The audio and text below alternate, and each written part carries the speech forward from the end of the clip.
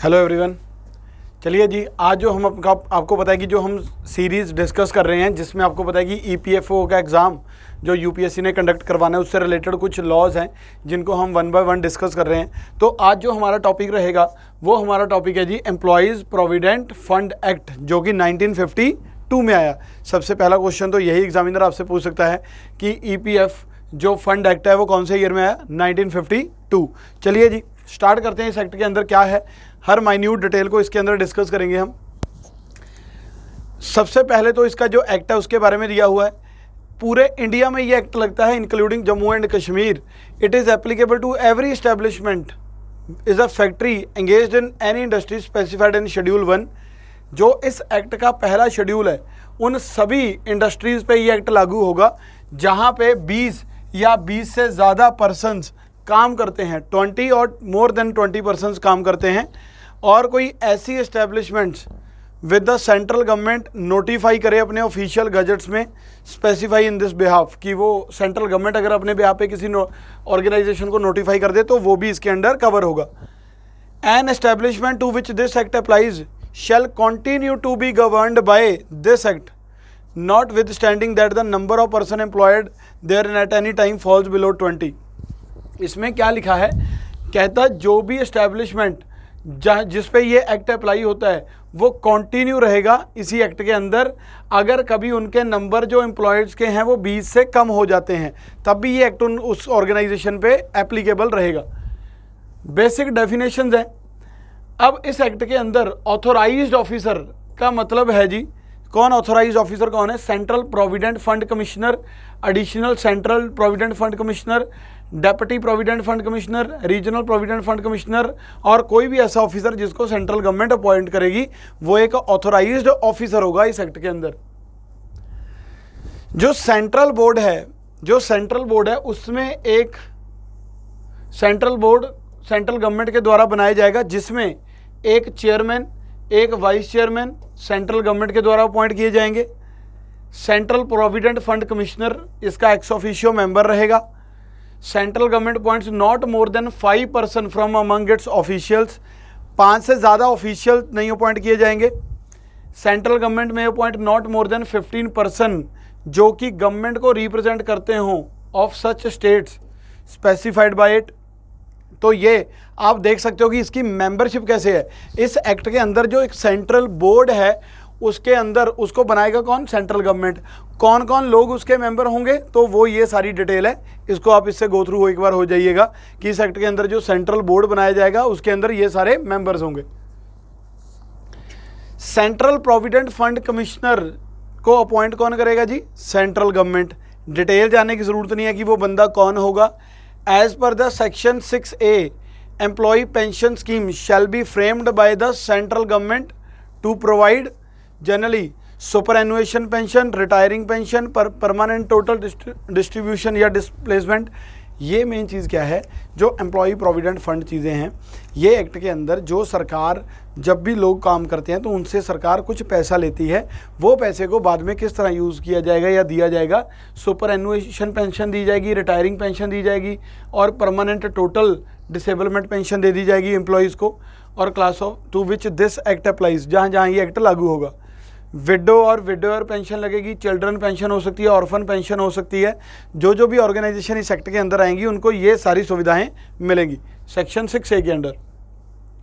Section 6C क्या है? The employees deposit linked insurance scheme. जो भी एम्प्लॉई हैं वो जो अपना पैसा डिपॉजिट करेंगे चाहे वो पीएफ में या कहीं भी, तो उससे related deposit linked insurance scheme है। may be framed by central government to provide life insurance benefits to the employees of any establishment or class of। जो लोग इस फंड में पैसा लगाएंगे उनके साथ साथ एक डिपॉजिट, उनके डिपॉजिट के साथ एक इंश्योरेंस भी लिंक्ड होगी। ठीक है जी। The tribunal shall not be entertain any appeal.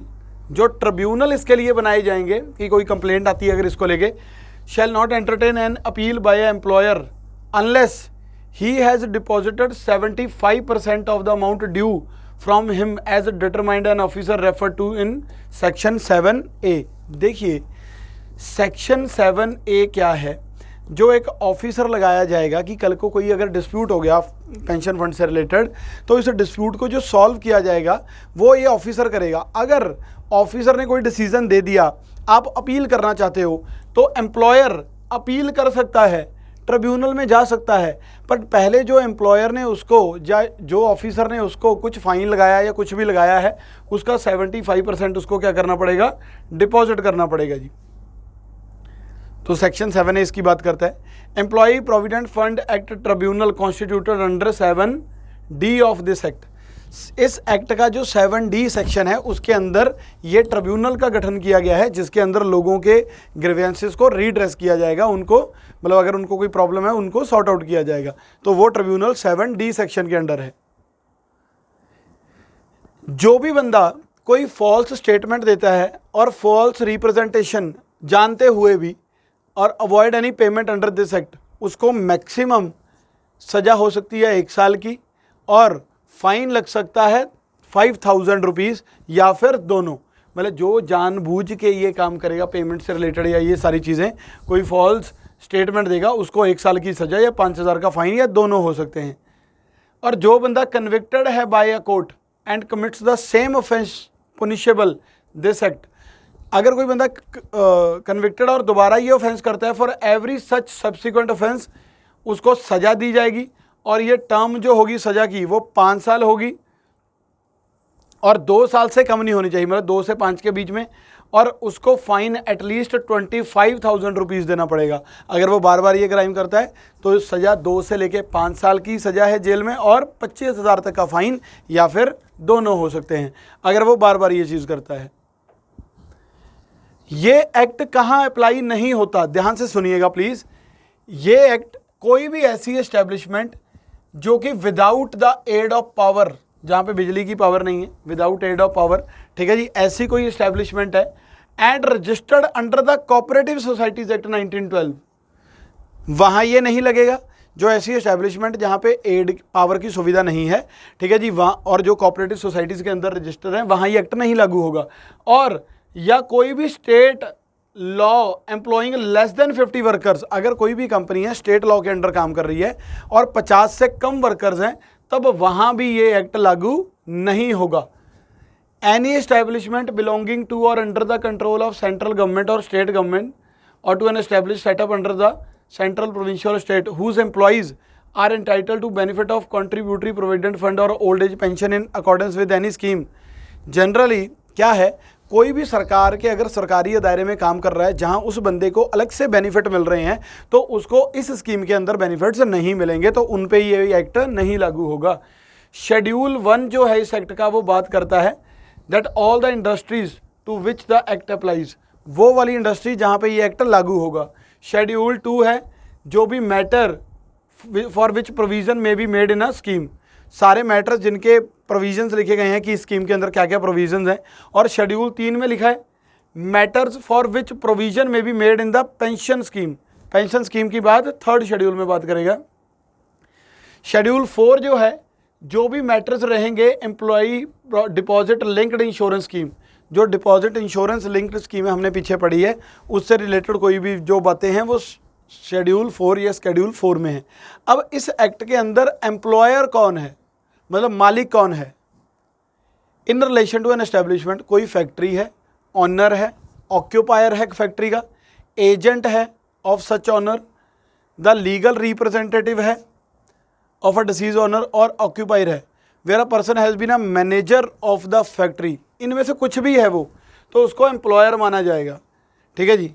In relation to any other establishment जिसके पास उस ऑर्गेनाइजेशन का अल्टीमेट कंट्रोल हो पूरे अफेयर्स के ऊपर। मान लो एक तो ये पोजीशन होगी, जो ये पोजीशंस हैं वो बंदा एम्प्लॉयर माना जाएगा। एक अगर कोई ऐसी एस्टेब्लिशमेंट है जिस बंदे के पास अल्टीमेट कंट्रोल है उस पूरी एस्टेब्लिशमेंट का, ठीक है जी, तो उसको इसका एम्प्लॉयर माना जाएगा। और जब मैनेजर और मैनेजिंग डायरेक्टिंग और मैनेजिंग एजेंट ऐसे लोग हो सकते हैं, तो उनका वो बंदे को इसका क्या माना जाएगा, इस सेक्टर के अंदर एम्प्लॉयर माना जाएगा कि वो इस फैक्ट्री का मालिक है, या कोई भी वो जितना भी सरकार बोलेगी उसका कंट्रीब्यूट करना पड़ेगा, उसको कंट्रीब्यूट करना पड़ेगा। तो यहाँ पे एम्प्लॉयर कौन है पहले वो समझ लीजिए। एम्प्लॉय का मतलब कोई भी बंदा जो उस फैक्ट्री में काम कर रहा है, ठीक है जी, मैनुअल और अदरवाइज, या फिर वो बंदा वेजेस ले रहा है डायरेक्टली और indirectly from the employer and includes any person. Directly employer से पैसे ले रहा है या इनडायरेक्टली ले रहा है? इनडायरेक्टली मतलब कॉन्ट्रैक्ट के बेसिस पे है, बाय और through a contractor in any connection with the work of the establishment. ये जो नया कोड आया है इस बार 2020 का, उसमें ये बात ऐड करी गई है। पहले था कि डायरेक्ट जो वेजेस ले रहे हैं उनको मिलेगी, अब बोला गया है जो डायरेक्ट ले रहे हैं या इनडायरेक्ट भी ले रहे हैं। इनडायरेक्ट मतलब कॉन्ट्रैक्टर के थ्रू उस फैक्ट्री में लगे हुए हैं। एंगेज्ड एज एन अप्रेंटाइज मतलब जो ट्रेनी है, not being an apprentice engaged under the apprentice act 1961, मतलब वो वाले लोग होने चाहिए जो इस एक्ट के अंदर नहीं हैं। तो अगर ऐसे भी कुछ अप्रेंटाइजेस हैं तो उनको भी ये बेनिफिट मिलेगा, मतलब वो भी एम्प्लॉय की कैटेगरी में ही आएंगे लोग। अब इसका मेंबर बनने के लिए एलिजिबिलिटी क्या है? कोई भी एम्प्लॉय इसका मेंबर बन सकता है, प्रोविडेंट फंड का मेंबर बन सकता है अगर वो किसी कंपनी में काम कर रहा है, ठीक है, चाहे वो डायरेक्टली हो, कॉन्ट्रैक्टर के थ्रू हो, डेली रेटेड हो, ठीक है जी, किसी भी तरह का। एक्सक्लूडेड एम्प्लॉयज़, जो एक्सक्लूडेड एम्प्लॉयज़ होंगे उनको अपने आप को पीएफ के अंदर एनरोल करने की ज़रूरत नहीं है। एक्सक्लूडेड एम्प्लॉयज़ कौन से हैं? Employees who drawing the wages, basic मिलती है, डीए मिलती है, cash value of food concession जिनको मिलता है अबव 15,000, जिनकी सैलरी ये चीज़ें मिला के 15,000 से ज़्यादा हो रही है, वो इस एक्ट के अंदर उनको प्रोविडेंट फंड के अंदर रजिस्टर नहीं किया जाएगा, एनरोल नहीं किया जाएगा। If wages of an employee is increased beyond 15,000 during the course of employment and after becoming a member of employee provident fund, such employee are not be treated as excluded employee. हाँ, आज कोई बंदा 10,000 पे लगा, कल को salary उसकी 15,000 से ज़्यादा होगी, तब वो एक्सक्लूड नहीं किया जाएगा, ठीक है जी। जो बंदा पहली बार में 20,000 पे रखा है उसके लिए ये एप्लीकेबल नहीं है। मतलब हाँ, ये बोल सकते हो, मान लो अब कंट्रीब्यूशन करनी है, पैसा देना है भाई, तो कुछ पैसा सरकार देगी और कुछ एम्प्लॉयर देगा, या कुछ एम्प्लॉय देगा और कुछ एम्प्लॉयर देगा अपने प्रोविडेंट फंड में। तो जो बंदे की सैलरी 15,000 से ज़्यादा है बट वो उसी फील्ड में मतलब उसी जॉब पे काम कर रहा है, 10,000 से लगा था, 15,000 से ज़्यादा होगी, 20,000 होगी, अब उसकी जो कंट्रीब्यूशन है, ठीक है जी, वो 15,000 के हिसाब से ही होगी जो मालिक करेगा या वो खुद करेगा, ठीक है जी, ज़्यादा से नहीं होगी कि 50,000 के अकॉर्डिंग करने लग जाए, ऐसा कुछ नहीं होगा। तो कौन कौन बंदे एक्सक्लूडेड होते हैं? जिनकी 15,000 से ज़्यादा सैलरी है। Employees whose employee provident fund accounts were once fully settled after attaining 55 years of age or on permanent settlement abroad, लोगों का जो 55 साल से ज़्यादा एज हो जाती है उनका एक बार में फुली सेटलमेंट कर देती जाती है फंड की, या अगर वो अब्रॉड में सेटल हो जाए। जिनकी वेजेस 15,000 से ज़्यादा हैं can also become a member of fund, वो भी इस फंड के मेंबर बन सकते हैं सिर्फ अगर एम्प्लॉयर और एम्प्लॉई दोनों एक ज्वाइंट डिक्लेरेशन लिख के दे दें। किसको? रीजनल प्रोविडेंट फंड कमिश्नर को। रीजनल प्रोविडेंट फंड कमिश्नर को 15,000 से ज़्यादा के लोग भी इस स्कीम का फ़ायदा ले सकते हैं, फंड में आ सकते हैं अगर एम्प्लॉयर और एम्प्लॉई दोनों एक ज्वाइंट डिक्लेरेशन कर दें। एम्प्लॉयज़ में voluntarily opt to contribute beyond the wage ceiling of 15,000। In such case an employer is not required to pay his own share. Generally जिसकी सैलरी 15,000 से ज़्यादा है मान लीजिए, तो वो अपना ज़्यादा कंट्रीब्यूट कर सकता है, नो इशू, बट वो एम्प्लॉयर को नहीं बोल सकता, मालिक को, कि तू भी मेरे बराबर कंट्रीब्यूट कर, ऐसा नहीं है। वो सिर्फ 15,000 के अकॉर्डिंग ही करेगा कंट्रीब्यूशन। एम्प्लॉयज़ एंड एम्प्लॉयर दोनों 12% कंट्रीब्यूट करेंगे अपनी बेसिक मंथली सैलरी का टू एम्प्लॉय प्रोविडेंट फंड में। Women can choose to contribute only 8% of the basic monthly salary for the first 3 years. जो वुमेन्स हैं उनको ये है कि वो पहले 3 साल सिर्फ 8% ही कर सकती हैं, मतलब ज़्यादा नहीं देना उनको पीएफ फंड में। फॉर सिक कंपनीज और एस्टेब्लिशमेंट जहाँ पे 20 से कम एम्प्लॉई हैं उनका रेट 10% है, मतलब वहाँ एम्प्लॉयर 10% ही, मालिक 10% ही कंट्रीब्यूट करेगा अपनी तरफ से। जो मालिक के द्वारा मनी कंट्रीब्यूट करी जाएगी वो डिफरेंट स्कीम्स में जाएगी of the basic salary about 3.67 gross towards EPF और for investment 8.33% goes towards employee pension scheme. Total में से 3.67 उसके जाएगी ईपीएफ फंड में और 8.33 जाएगी उसके पेंशन स्कीम के अंदर। और जो इसके ऊपर इंटरेस्ट रेट मिलेगा वो हर साल चेंज होता है, 2022-23 का 8.15% है। और ये 10% होगा in case of certain establishment, जैसे जूट है, बीडी है, ब्रिक्स है, कॉयर इंडस्ट्री है, गारगम इंडस्ट्री है। और जो एम्प्लॉई जहाँ पे 20 से कम हैं तो वहाँ पे ये चीज़ लागू होगी, now applicable to all after June 2020।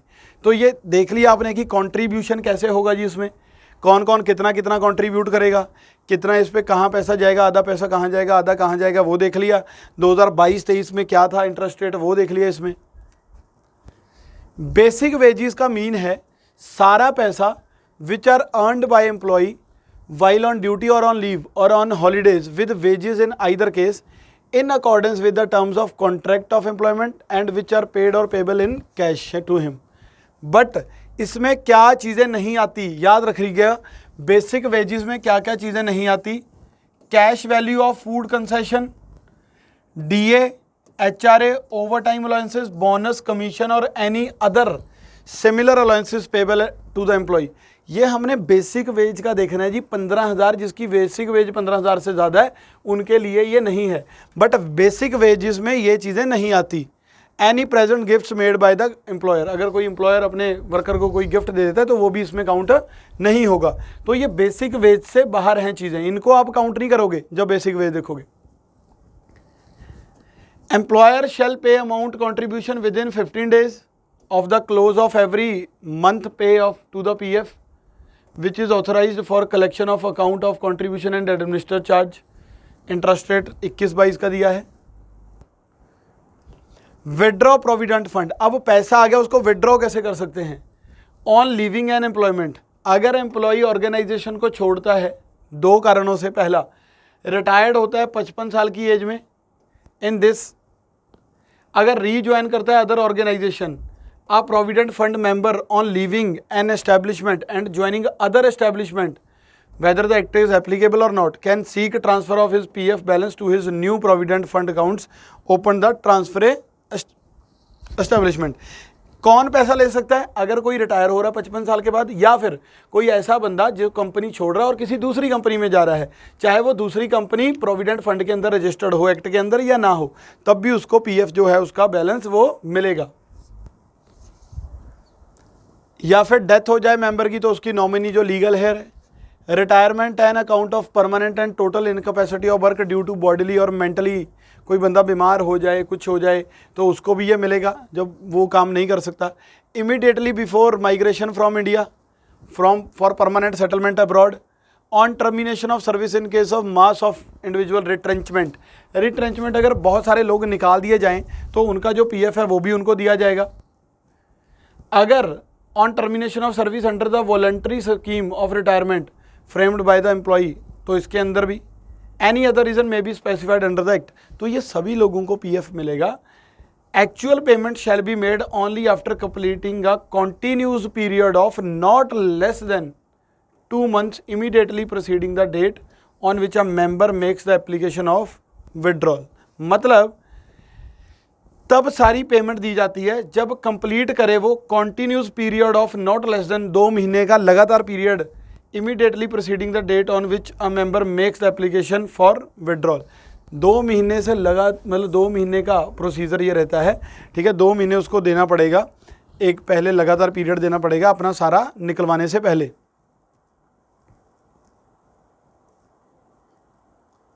Universal account number, जो जनरली आजकल सरकार ने क्या किया है कि पहले अलग अलग अकाउंट होते थे, आजकल सरकार ने क्या किया है, एक 12 डिजिट्स का यूनिवर्सल अकाउंट नंबर खोल दिया है। हर वर्कर के लिए एक अकाउंट नंबर है, ठीक है जी। ये number ministry of labour and employment generate करती है, किनको? Assigned by the EPFO assign करती है अपने हर वर्कर्स के लिए। एक नंबर हो, एक जगह से दूसरी जगह जाए तो नंबर कॉमन रहे, उसके थ्रू ही सारा काम चलता रहे, तो ये स्कीम है यूनिवर्सल अकाउंट नंबर, ठीक है जी। तो ये खोला गया है हर वर्कर्स के लिए। देखिए जो नया अगर हम बात करें, आपको पता है जैसे यूनिवर्सल आइडेंटिफिकेशन नंबर भी आया है, जो कोड ऑन सोशल सिक्योरिटी है। देखिए कोड ऑन सोशल सिक्योरिटी, आपको पता है कि 2020 में एक नया कोड आया था जी, कोड ऑन सोशल सिक्योरिटी। इस कोड के अंदर काफ़ी सारी चीज़ें चेंज करी गई हैं इस एक्ट के अंदर, जैसे कि जैसे ये हमने जो सारा पढ़ा ये ऑर्गेनाइज्ड सेक्टर के लिए था। इसके अंदर क्या हुआ कि central government organised fund for unorganised sector. जो अनऑर्गेनाइज्ड सेक्टर है, मतलब जो रजिस्टर्ड नहीं है, उनके लिए भी सेंट्रल गवर्नमेंट एक फंड ऑर्गेनाइज करेगी जी, या fund social security fund organise करेगी। आप कह सकते हो फंड फॉर सोशल सिक्योरिटी, उनकी सिक्योरिटी के लिए, for unorganised sector. Unorganised sector जैसे गिग वर्कर्स, प्लेटफॉर्म वर्कर्स, आपने सुने होंगे ये गिग वर्कर्स। गिग वर्कर्स जैसे हम बोलते हैं जी अपने स्विगी जोमेटो वालों को गिग वर्कर्स, या फिर प्लेटफॉर्म वर्कर्स। तो जो ये वर्कर्स हैं, तो इनके लिए भी सेंट्रल गवर्नमेंट एक फंड जनरेट करेगी, सोशल सिक्योरिटी फंड, जिनमें इनको भी पैसा दिया जाएगा अनऑर्गेनाइज्ड सेक्टर के लिए। क्लियर हो गया जी?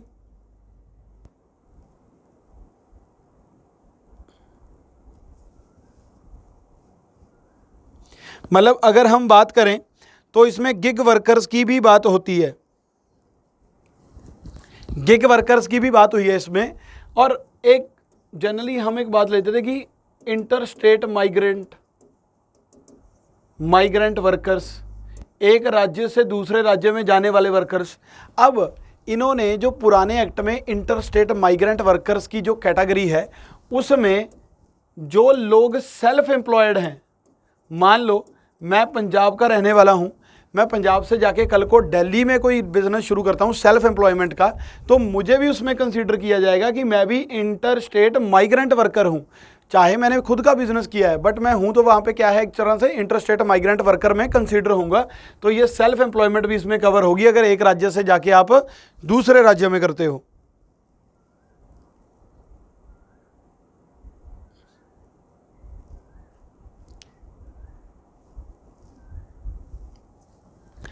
और हाँ जी, एक टर्म होती है ग्रेचुइटी।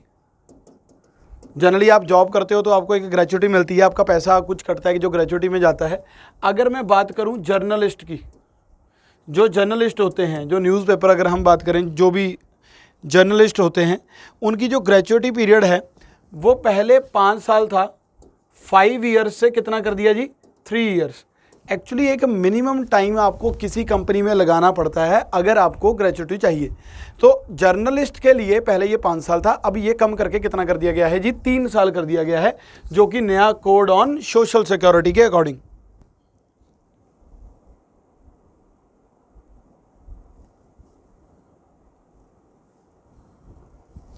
क्लियर हो गया जी? और दूसरी बात, सेंट्रल गवर्नमेंट ने इस बिल में एक बात बोली है, देखो जो ये चीज़ आई, सेंट्रल गवर्नमेंट ने एक और बात एक्स्ट्रा क्या बोली है कि जो एम्प्लॉयर प्लस एम्प्लॉई, इनकी जो कंट्रीब्यूशन है, इनके जो भी ये पैसा कंट्रीब्यूट करते हैं, उसको रिड्यूस किया जा सकता है फॉर 3 मंथ्स। ये 3 महीने के लिए कम करी जा सकती है कंट्रीब्यूशन। भाई क्यों कम करी जा सकती है? अगर कोई एपिडेमिक, एंडेमिक, पैंडेमिक हो जाए, कोई एंडेमिक कोई चीज़ आ जाए, सॉरी पैंडेमिक या फिर एंडेमिक या एपिडेमिक आप कह सकते हो, ऐसी कोई भी चीज़ आए, कोई पैंडेमिक हो जाए, कोई भी ऐसी बीमारी फैल जाए जैसे कोरोना हुआ था, ठीक है जी, तो उस केस में जैसे पैंडेमिक हो गया, एंडेमिक हो गया, तो उस केस में सेंट्रल गवर्नमेंट एम्प्लॉई और एम्प्लॉयर की कंट्रीब्यूशन को कम कर सकती है 3 महीने के लिए। तो ये कुछ नई चीज़ें चेंज हुई हैं कोड ऑन सोशल सिक्योरिटी 2020 के अंडर। क्लियर है चीज़? तो ये एक्स्ट्रा पॉइंट्स हैं जो आपको थोड़े से याद करने पड़ेंगे जो नए बिल में आए हैं। चलिए जी, इसी के साथ हमारा ये टॉपिक यहाँ पर ख़त्म होता है। Thank you.